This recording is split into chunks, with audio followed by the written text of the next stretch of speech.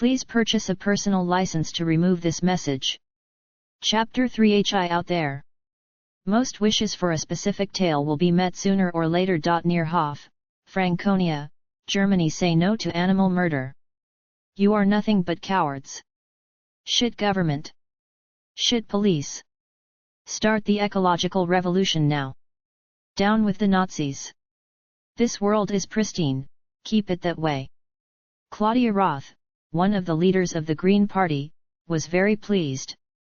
Despite the short time, the Greens and the Link Left Party had amassed quite a demonstration group. During the first tentative meeting of Merkel and the Emperor in Bayrischzell, one of these wizards of the Imperials, clad in a bluish, star-splattered robe, made an announcement. That soon a clan of beastmen and other mutants, topped of by members of true chaos spawn, would cross the border into Germany. The only way to stop them spread their taint was to kill everything that moved in that area, preferably by fire, but being killed they had to. The following discussion in the Bundestag was heated, to say it mildly. While the government defended the transport of Bundeswehr units into the area the Imperial Wizard had designated, the opposition, especially the Greens and the Link, attacked that decision as rash and fascistic. The Merkel government pointed at the fact that the Empire gave this information as a gift. The Warhammer experts said that chaos taint was not something to be taken lightly, and the Interior Minister said that any coming persons showing goodwill would be handled with civility. But that was not enough for the opposition. While from the Social Democrats only the left rim of the party was displeased, Greens and Left called on their followers. And then the day came when on a forest glade, some kilometers from Hof, soldiers and several hundred demonstrators, among them quite some prominent members of Greens and Left and militant autonomes, stood against each other. The Bundeswehr had orders to keep calm and stay ready for anything, but let the demonstrators have their party. Speeches were made, most against the government, murder of innocents, all in all a rather perfect propaganda for their agendas, was the unanimous opinion of the political leaders at the rally. Angela Merkel would be humiliated, and at the end, when Roth and Demir would greet the newcomers and show everybody what bigot and hate-filled policies Merkel wanted to begin. And the TV teams film everything. This is just great. It was roughly 20 minutes later than the Imperial Wizard had estimated, when the first of these beastmen arrived on the clearing. And to be honest, Claudia Roth began to have second thoughts about the rally's conclusion. When all could see who or what arrived. One thing had far too many eyes, a tentacle arm, ondond, it looked like having jumped out of a warped nightmare. Or there was a person looking for all things like a walking piece of manure and smelling like it. Most of the newcomers had strange smells, a cacophony of odors. The crowd of demonstrators began to get second thoughts as well, but kept staying, albeit barely. Demir wanted to get over with it, take the propaganda coup for the Greens, bring the beastmen into quarantine, off camera naturally, and take a hot, long shower. So Roth and Demir walked up to two of these persons, their obvious leaders, one of them Manure Man, and greeted them. From the corner of her eye Claudia Roth saw two left members greeting further mutants. Welcome to Germany. I am Claudia Roth, and I can assure you, here no superstitious beliefs will harm you. She felt sick just from being around that guy, who simply said, "Wonderful. I greet you in the name of Papa Nurgle." Then he shook her hand and something felt different. Claudia Roth began to scream as she saw her hand and arm change form into a putrid mess, but she felt nothing more than a little tickle. Others screamed as well, as the mutants dove into the demonstrators, killing or infecting them. Demir wondered why he felt not more than a small itch at seeing this happening, while he was growing an eye on his knee and Claudia beside him was turning into a facsimile of the Manure Man. Claudia Roth could not really believe this happened and said to Demir, "Sem, we need to get away." That were her last words, because at that moment machine gun bullets dissected her. She was already dead, when the fire of flamethrowers reached her body. It was, according to the reporters of the ARD team at the clearing, 17.13 hours, as a new chapter of history was begun. No matter how bizarre the circumstances had been the first days already, Seeing this finally drove the seriousness of the situation Germany was in home. General Volker Wiecker became one of the most discussed commanders in German history that day when he ordered fire to be opened on every being in the clearing. MG3 machine guns, the successors of the famous MG42, sent their ammunition into the crowd with the typical linen tearing sound of machine guns of that type. Like the MG42, the MG3 would soon have a nickname, the Mutant GE. The mutants saw. Then, the brought flamethrowers opened up. After incinerating everything and everyone in the glade, the soldiers spread out, burning away everything in the direction the mutants had come from. The shock of that day sat deep, but beside a tiny minority, which continued to make trouble, the vast majority of the population saw the reason why General Wiecker had been so merciless. This was an enemy you could not reason with. Near Ilkirch Grafenstaden, Alsace, France, Captain Jean-Michel Arafat sat in the open cupola of his Leclerc tank. His unit had been ordered to investigate the silence in Ilkirch. After the earth-rocking event, communications and travel had been and still were seriously hampered on the complete northern hemisphere. So for some days nobody recognized that from the Alsatian town no life sign came out. Paris was obviously worried about this development and had sent a military unit to explore the situation on site. After the explorer teams into Germany had been attacked, the fact that Ilkirch was positioned directly on the former border to Germany, let ill theories grow. Before the tanks the Vogesen Mountains gave way to the Rhine Valley and Aeroflux heard shocked exclamations in his headset. He himself was in a similar state to his men. All had heard about Germany vanishing, but seeing it was different. Strasbourg was still there, but Kehl or Lahr on the German bank of the Rhine, Jean-Michel pressed the field glasses to his eyes with the air of a person hoping to be proven wrong. Merde, this cannot be right. The Rhine is gone, where the river should be there was now land, a marsh landscape. No wonder the Strasburgers are totally freaked out. I get a bad feeling about this. Monday, Capitaine? Came his gunner's voice over the headset. Nothing, Yves. I just remembered that the German 291st Chasseurs 291 Jaeger Battalion is stationed in Ilkirch, as part of the French-German Brigade. And Germany vanished. Now what could have happened to a city on former German territory, directly at the borderline and with a lot of Germans there, I ask. Monday too. You mean, but that is impossible? I cannot believe it either. But we have all seen the pictures on TV and the unbelievable power of that event directly before our eyes with the Rhine simply missing. I hope it will all boil down to the breakdowns in travel and communication, but I fear Ilkirch is now where Germany is. Yves, raise speed, we need to see what happened there as fast as possible. A half hour later, the 4 tanks stood on the main street of Ilkirch. Or better, where Ilkirch should have been. The marsh the tank crews saw from the distance, was here instead of the city. Reasonable sure that no monsters were in the direct vicinity, the crews left their tanks, taking some amateurish probes. It was then, when Captain Arnaud Folks began to rant about the injustice of the universe for what happened to Earth, to France.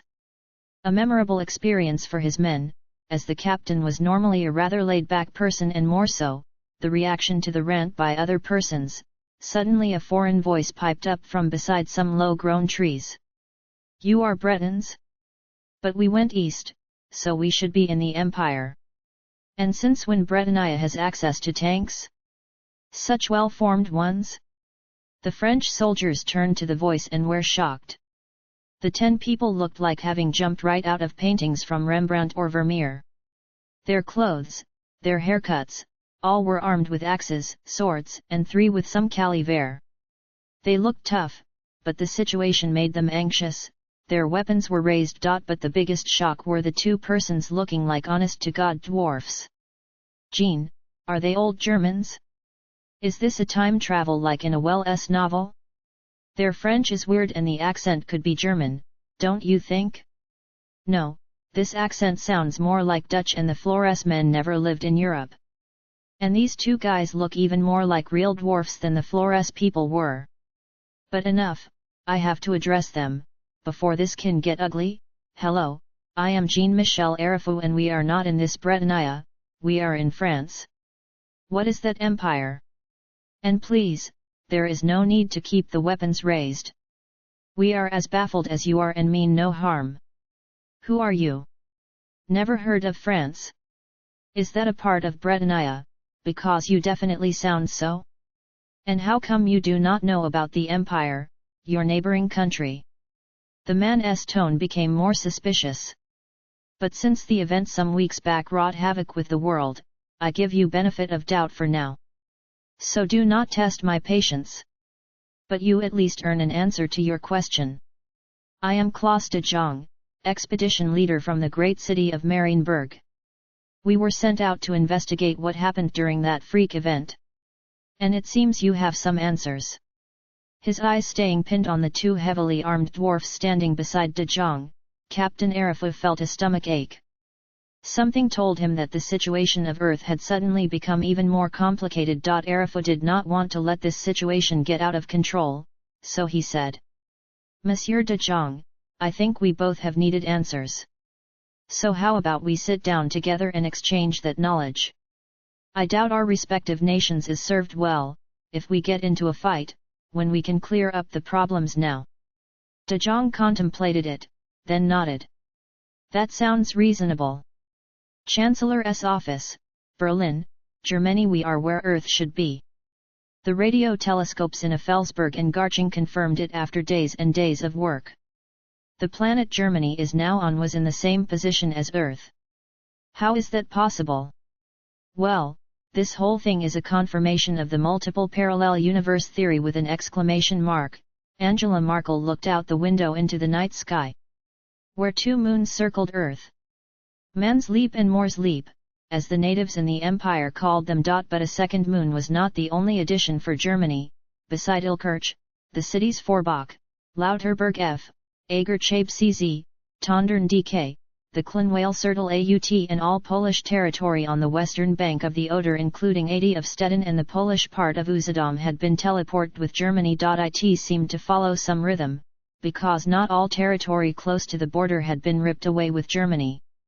For instance, in 1919-20 Tondern, despite having voted with 4/5 majority to stay with Germany, had been still given to Denmark. The scientists postulated that it hinted to that regions which at some time in history had been lost due to rigging and still had some German citizens, were taken.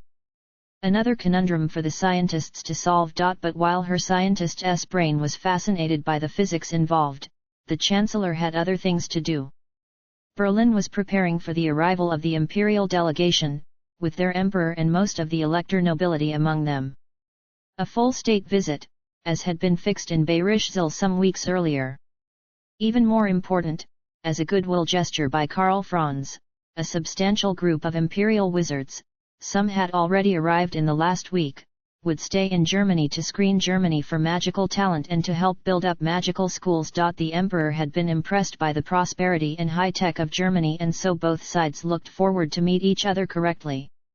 Former EADS Helicopter Research Center, Otto Brunn, Germany workers were in the process of changing the signs and shields of the newly rechristened DASA Helicopter Research Center in one of the meeting rooms. The facility managers and military experts were brooding over the sudden changes in operations profile for helicopters. Meine Damen und Herren, ladies and gentlemen, I think we all agree that the CH-90 is a fine transport heli, but not fitting the role of an attack chopper. We have the Eurocopter Tiger and some inherited Apache attack helis, but they cannot transport troops. Germany has too few Black Hawks to last long and refitting the Sikorsky CH-53 would be stopgap, especially since we need them for other tasks even more.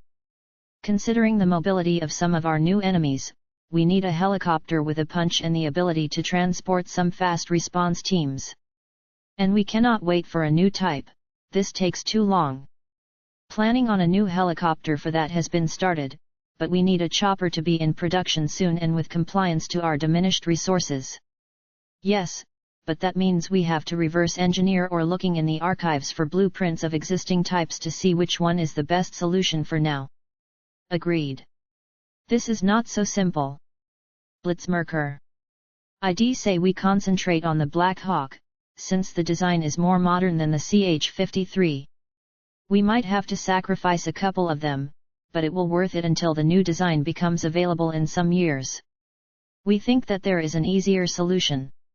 The eyes in the room turned to Waldemar Skram and Anastasia Oberg, two of the Bundeswehr engineers. With the reunification, we got Russian equipment from the Enva, among them part of their helicopter fleets. A small group of Bundeswehr personnel and MBB engineers was able to build up a superb working relationship with the Mill Corporation. One that survived all political ups and downs and the phasing out of the Russian stuff. It will not surprise you that this conversation is strictly confidential. We have the blueprints for the new Mill transport helicopter, since it was a joint venture between Mill and us. But that is not so important. Some enthusiasts, acquired the blueprints for the Mil-24. It was strictly meant to be kept in the personal archives of said enthusiasts, and so we did. But the situation has changed profoundly. One moment, you say we have access to plans for the Hind? Yes, for the D, F, and even the avionics upgraded version. The Hind's hardpoints are modular enough to accept our weapons without too much fuss. For instance, the Mauser BK-27 and her successor in development can be fitted in the slot for the original 30mm Russian cannon. Not totally without some refitting, but doable in a short time. And Germany still has several Hinds in museums we could repair and recommission. I think Michael Mill will be laughing on the cloud he is on now. Can we fit our turbines into the Hind? Southland's coast, the great ocean Allah Akbar. We did it. This is the coast of our new brothers. The boat of the jihadists dipped softly in the waves along the coastline. The three men anchored outside a city, several kilometers away. Hamid, are the Qurans ready? Yes, the holy books are still in pristine condition. We have 160 on board. This should be enough to start a movement for the one true religion. You know it will be a time until we can go back? Naturally, but what a triumph it will be. On the tip of an army to free our brothers and sisters from the infidels. I nearly cannot await the moment we rededicate Cologne Cathedral to the worship of Allah. All right, we keep our boat here. It is isolated enough to stay hidden until we can sail it into New Mecca. Clothed like Arabian traders of old, the three men began their walk into the Araby city nearby. Near Albion, the great ocean Thulthuan bark Bealtan's breath made steady progress on her northeastern course. Farser Tekli stood beside the captain of the vessel, as stoic as a millennia-old tree. He acknowledged his nearing apprentices with a friendly nod. He felt their agitation, but did not comment on it. A Farser stood a bit outside the normal order, and Tekli was of the opinion that if it was important, the two young ones would open a conversation. As it came to be. Master Tekli, if the situation is as grave as we felt it, why do you use this method of travel? We have other means, faster means. Rafidor, the situation might be highly dangerous, but a Farser cannot haste without reason. If we arrive too early, it can be more disastrous than the situation already is. Time has her own rules. You will understand later. Sometimes, you have to let some events play out simply on chance, because intercepting would be worse. If they are still alive when we arrive in the old world, good, if not, then that was to be. Unnamed Government Office Herr Regierungsrat we're deeply sorry, Herr Entschuldiger, but your erroneous entries in Section 5D of Form 53B means that we cannot process your request for an invasion battle at this time. If you wish for a revision, please fill out Form 86F in triplicate. Herr Entschuldiger, what? That can't be, Meyer, but yes, look. Entschuldiger, okay, where do I get this form, Meyer? Oh, no problem. Just go to the next office. After reaching the office, the last officials go. Herr Entschuldiger reads, this office is open Monday 7.00 m 12.30 p.m. 03.00 p.m. 05.00 p.m. Tuesday 09.00 m 02.00 p.m. Wednesday 09.00 m 12.00 p.m. Thursday 09.00 m 12.30 p.m. 3 p.m. 05.00 p. Friday 10.00 m. 12.00 p.m. Of course, it is Friday 12.01 p.m. On Monday he returned at about 09.00 am. Of course there is a column of other people before him. And of course he is waiting at the wrong office. When it is his turn, he is politely sent to the right bureau. Unfortunately Secretary Emler is ill and will come back the next day. On Tuesday he returns at 09.00 am. But do not disturb is at the office. He waited. At 11.00 am he knocked. I am having my breakfast. Pause. Come back in 30. Then nothing happened. At 01.50 p.m. he has to go for small chaos boys. When he returned, he sees Mr. Emler going. It is 02.03 p.m, on Wednesday he is there again. Oh wonder, he gets the form. But it is too late to return it. On Thursday he returned. He wanted to give it Mr. Meyer. Meyer, yes, that's the correct form. But unfortunately you need the green form and not the blue one. After some small arguments he returned to Mr. Emler. He gave the right form. On Friday Mr. Meyer said yes, good. But it is still erroneous. You can perhaps go to an advocate to help you. So he goes to Dr. Schneider. After paying $250 he get the form. It is too late to return it. On Monday Herr Schneider returned. Meyer, yes, you have that form. It is also correct. Now I need 09NLY your card of identity. Schneider card of identity? I don't have something like this, Meyer. No problem. Just got to Bureau 03.63. There, of course, more people are waiting. The next day it is his turn. Frau Schmidt, you want an identity card? No problem. So what's your name? Schneider Fridolin Schneider. Schmidt place of birth, Schneider in the Chaos Lands. Schmidt your parents, Schneider I don't have any. I am, Schmidt. No problem. Uncown, okay, your nationality, Schneider Chaos. Schmidt you're no German, Schneider no. Schmidt okay, that's a problem. Then I need a passport and a legal visum. Schneider sighing. Where do I get it? Schmidt oh, you need at first a passport. You need to go to your embassy for that, Schneider but Chaos has no embassy here, Schmidt that's a problem. I need to make some phone calls. Hello Eva, yes I will come to your party next week, no. Yes. But, I understand, oh, please give me Mr. Schultz, no I have a question, oh, pity. Whom can I ask then? Aha. Thanks. One moment please, Mr. Schneider, hello Jana, yes, I know, and guess who will be coming to dinner with, exactly, and she is so shy, yes, but I have a problem. Is Mr. Lehman there? Yes, great. Can I talk to him? Ah, Herr Lehman. I have a question. There is a man here, who wants to get an identity card, yes, he's an alien, no, Chaos, ah, thank you. Bye, ah Mr. Schneider, Schneider CHRRRR, yes, Schmidt good news. You need to go to the office 06.38.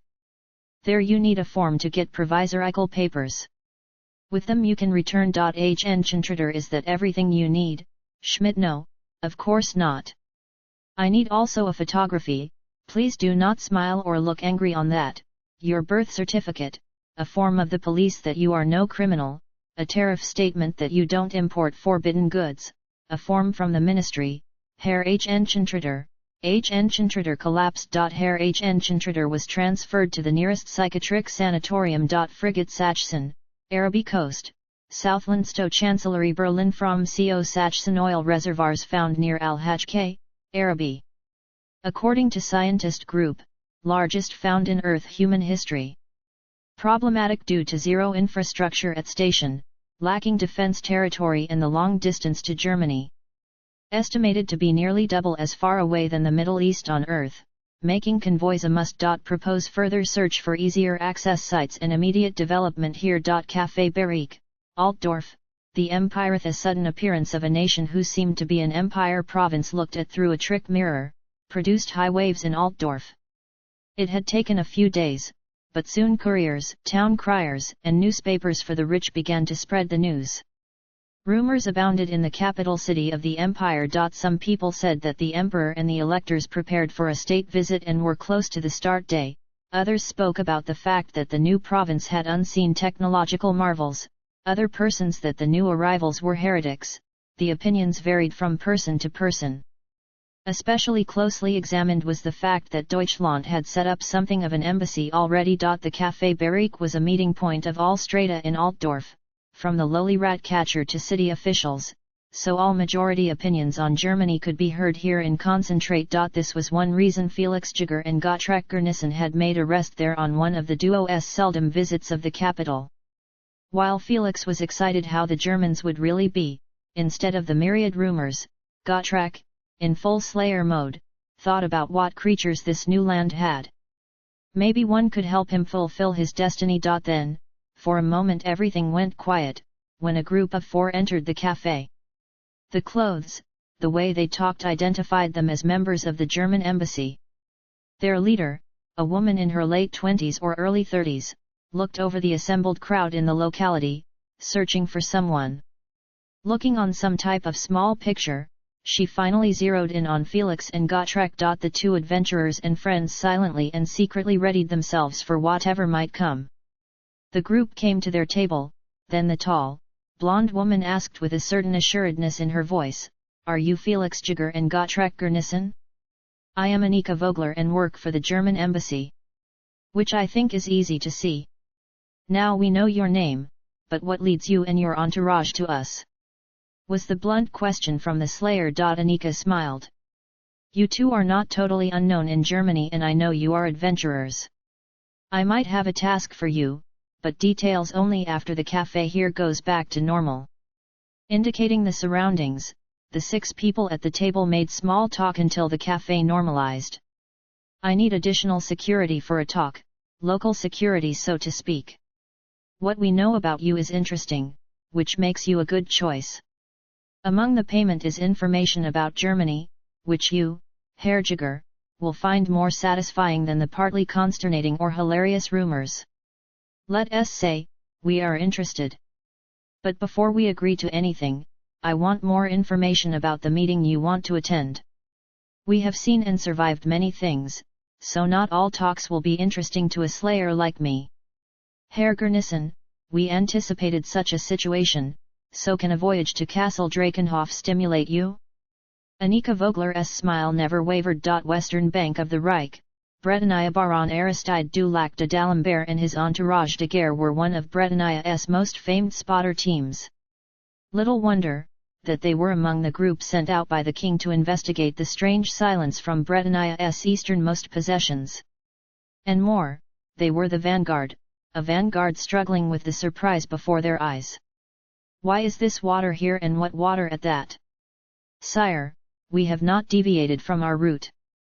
No river of that size should be here." A serf took a sip of the water to test what it was. "No salty taste and the water has a noticeable flow when I put my hand in.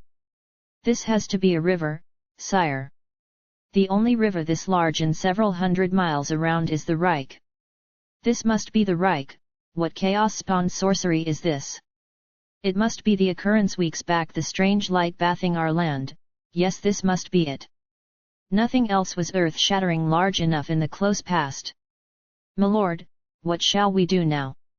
What does that mean for our compatriots and relatives who should live beyond the new riverbed? Claude, that we shall investigate, and investigate we will. Prepare the floats."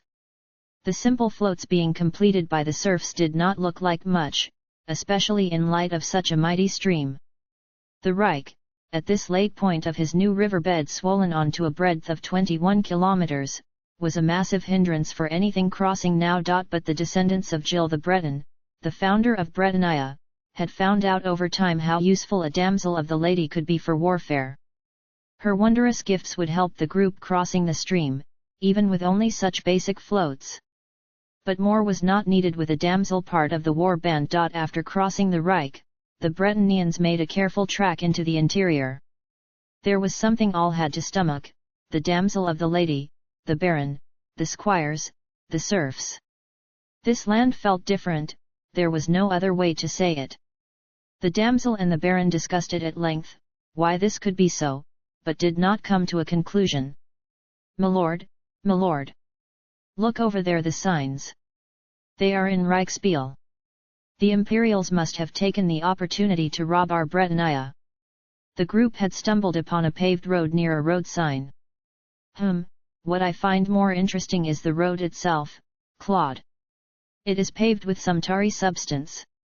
How could they do it this fast? It is just a month since that strange light incident. Something smells fishy here, and I have to say Altdorf will have to answer some very pointed questions in the near future. Let us search a bit more, then we return. The king must be informed that we might be at war with the Empire soon. "My lord," one of the scout serfs suddenly points down the road, "there is something coming from there. A large group, I am sure. Take cover. We will just look at first, gauging their strength. Maybe we can overpower them. If not, we observe and then return." Within a short time, the whole war band had hidden in the bushes beside the unusual road. What came into view was clearly a trading caravan. Heavy laden carts, people traveling on foot and horse, some armed, and unfortunately in the mind of more than one serf, they were too numerous to attack. But soon their focus shifted onto the faces and the flags in the caravan. The trading people were not really white, tinted with some yellowish color, and several had very almond-shaped eyes. And their heraldry. No imperial cross, no twin-tailed comet or any other typical empire symbol as the Bretonians had estimated before. The most obvious symbol was a stylized sun with 12 rays spreading out in a circle. Only the most educated among the 30 men and women had an idea who that could be. After the caravan was well away, a brainstorming was held on the way back to the floats. "They look like Cathaians to me, and still not really." "What do you mean?" "I once talked with a trader from Cathay. These guys here look like relatives to them, but do not fully look the same." "Really, they all seemed the same to me?" "Maybe they are Cathaians, but their heraldry was wrong also. The ship of that Cathayan trader did not have any of these prominent sun symbols." "Actually," decided the damsel to step in, "I care less who they are, but why these guys are here. I think we are sure that they must come from the Far East. A long distance from the eastern Kuran marches, no matter who or what lays claim on this changed land. So, for them to be here, they must have started months, maybe years before now. And more, since this group of people never showed up in Bretonia, neither on ship nor on land, they are here to trade with either Marienburg or the Empire." "A good argument, milady. I somehow have the feeling that these pseudo-Cathaians are not here for Marienburg. No matter how strong the marches were changed weeks back, the merchant city lies quite a way down south, where His Highness is on the way to. No, they are here to trade with the Empire. Now let us think about it. A long voyage by these trader guys and the paved roads we saw leave only one result: the Empire took control of the marches far earlier than we thought at first. What a pile of incompetence by our border guards! We have to see to that they will be punished for their lack of competence and corruptness. How else could the Empire gain a foothold in secrecy?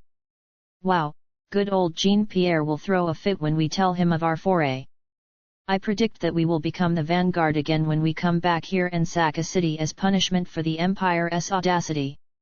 I know de Broja well enough to know that he will be for a swift punishment action before we conquer our lands with a full army." Herr H. Enchantrader in the psychiatry. After his mental collapse, Herr H. Enchantrader was sent to the psychiatry of Ochsensaal Hospital in Hamburg. Only after some weeks he was able to communicate again. Frau Stephanie Wald. "Herr H. Enchantrader, how are you, H. Enchantrader?" "I am fine. But why so many pink dragons fly through the air? And why is Bread talking to me?" Wald to a nurse. "What did you give him?" Nurse: "Only a bit Valium." Wald: "Valium? That can't be, nurse." "Yes, Look here. Wald, okay, we should try to stop Valium. Give Librium. After some days Herr Enchantrader is only sleeping. Then Librium is banned as well. After yet another week Frau Wald returned. Wald, so Herr Enchantrader, how do you feel? Enchantrader, I am fine. I think since ages I did not sleep so well. Wald, yes. You are reacting somehow strange to some pharmaceuticals. Enchantrader, yes. Really, Wald, yes. But that's not a great issue. How do you feel? Enchantrader, I am fine. Wald, and what do you think about formulas in offices? Herr Enchantrader collapsed. After some days both met again. Wald, hello again. How are you? Enchantrader, I am fine. Wald, okay, I think we had this before. But please tell me, how your childhood was. Enchantrader, childhood? I did not have any. Wald, no childhood? What about parents? Enchantrader, no, I did not have any. I was formed by the chaos in the wastelands. Wald, understood. I make a short note, okay. So when was you formed? Enchantrader, 2098. I see. Wald, 2098. We have now, Enchantrader, 2520. Wald, noting something, I see, you had a long life until now. Enchantrader, yes, despite the fights. Wald, yes, the fights. You were successful in most of them. Enchantrader, yes. Wald, you also want to invade Germany. Enchantrader, yes. Wald, do you think that's a good idea? Enchantrader, why not? I am serving the chaos gods. Wald, that are your gods. Enchantrader, yes. Wald, and you feel ashamed about your deeds? Enchantrader, no. Wald, do you have a bad conscience? Enchantrader, what's that? Wald, noting, aha, that's when you feel to have done something evil and you're sorry. Enchantrader never had such a feeling. I am proud to be evil. Wald, noting, yes, Wald, it is late for now. I will come back tomorrow. In her report Frau Wald will write, quote, Herr Enchantrader had a traumatizing past since his birth. He has tried to forget the childhood, which was so bad, he even believes to be formed by chaos instead of being born. Chaos became his supplemental religion to justify his actions and his existence. He seemed not having developed a bad conscience, which is underlining his bad childhood. And which is the reason Herr Enchantrader becoming a sociopath and psychopath. Further investigations are needed. Brandenburg Gate, Berlin, German Yall streets and places around Reichstag, Brandenburg Gate, Unter den Linden and Chancellery were packed to capacity with onlookers. Among the roughly 1 million spectators were some protesters, mainly left-leaning parties and human rights organizations. But these were contained by police forces well out of range and with help from other onlookers. The wind in Germany had turned in a way. Not only the events at Hof, but the ghastly fate of the Saxon border town of Albenbaum or the fight at Hellenthal, where the worst had been prohibited, drove fully home what a dangerous world Germany now had to call home. The reintroduction of a general draft for the armed forces, a serious enlargement of Bundeswehr, Bundespolizei border control and the raise of a Landwehr militia had passed the parliament with ease. Only the most idealistic peace activists among the public were against it. But they were an ever-shrinking minority. So the imperial delegation got a great welcome on their way down Unter den Linden to the Chancellery. It was the first state visit in more than 400 years where both the reigning emperor and all elector counts were in attendance. And while it was a show for the Berliners and tourists looking, with living griffins among elite troops of the empire, this fantasy version of an early modern age German army was still impressive even from a modern standpoint.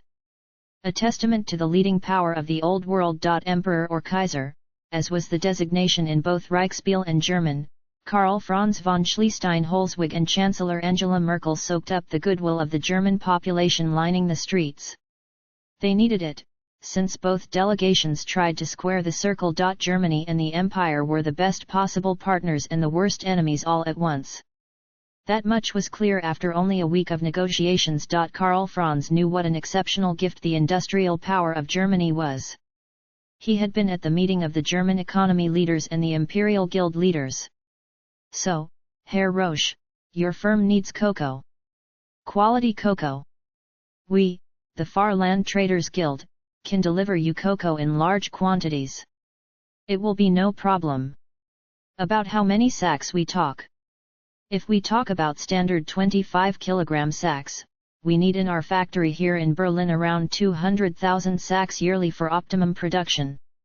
The silence from the traders had been deafening. And the chocolate factory was a medium-sized specialist firm. What corporations like ThyssenKrupp or BASF needed in raw materials was beyond the pale. If having the needed stuff, Germany could handily outproduce the whole old world, maybe even the whole world, and here laid one problem. For the emperor it was clear that Germany should be integrated into the empire, keeping the magicless, but powerful advanced newcomers from becoming a wild card for chaos incursions. But that would not be possible for a long time, both sides were so different, yet strangely similar. By Sigmar, a unification now would ruin the economy of the empire, not to speak of the differences in outlook and procedure. Both nations would run amok about the cultural matters. Beside that, the emperor had the distinct feeling that Germany did think about similar topics. A unification on German terms. It was the soft-spoken voice of the German chancellor which brought him back to present. They had already retreated into the personal office of the chancellor. Your Highness, we run around in circles. We both know that if we do something not deftly, the damage for both of our realms would be enormous. There might come a time when Germany and the empire as a whole will think about a unification, but that will be in the future and quite a time at that. I think the draft both we and our delegations made, is the cornerstone for the future. Your empire will give us needed raw materials and further help Germany in the build-up of a magical force. Cultural exchanges, trade, help against chaos, we will give you weapons and tech and teach your guilds in the production. Germany will further help in the build-up of the empire's infrastructure.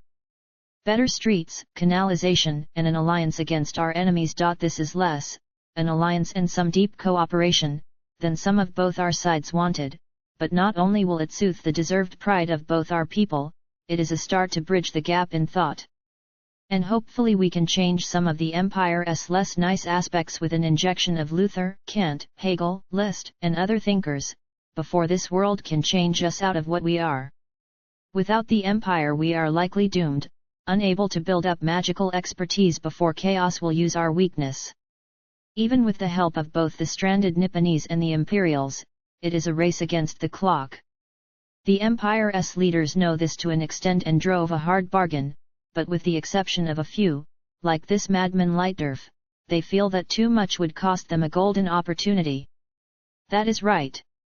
The first step on a voyage is always the toughest. But I have to warn you, on paper, and I am thankful for the foresights you gave us, it may seem that we will change the way the old world is on, but chaos has a knack for making even the easiest things hard. And I do not think that some nations here will relish the change in power. The Germans have the heart on the right spot, if misdirected. No matter how advanced they are, in some areas we can teach them much and we will. But they need to stand on their own feet until they see that the empire is the way. Sigmar gave us this gift, I am sure. They are our relatives. By the gods, how is that possible? I heard the explanation about abductions by gods in the far past of history. Still, the humans here are related to the humans of a world Earth unbelievable far away. Well, if anybody foolish believed that the gods do not exist, this is the evidence of their false belief. But enough of this for now. Angela and I have to sign a treaty as pivotal as Magnus' fight against chaos. Let us hope that we will be as successful. Reichenau, Switzerland, World's Edgemudenser's Zurlman fired his assault rifle again, bisecting one of the green-skinned monsters attacking his hometown. It had been bad enough that Reichenau found the world changed after the strange light show a month back. But as always, it became worse when one thought it could not. For 1.5 weeks, green-skinned humanoids of various appearance attacked with few respite. The phones were dead, streets ended suddenly in an alien landscape, no internet, it was hopeless. The survivors of the last days had retreated into the town center buildings. The rations would be enough for more than a month, but they needed outside help. The hope now rested on the jury-rigged satellite phone. Earth had been changed out of shape and enriched by this monsters looking like the orcs of legend, but maybe the satellites still functioned.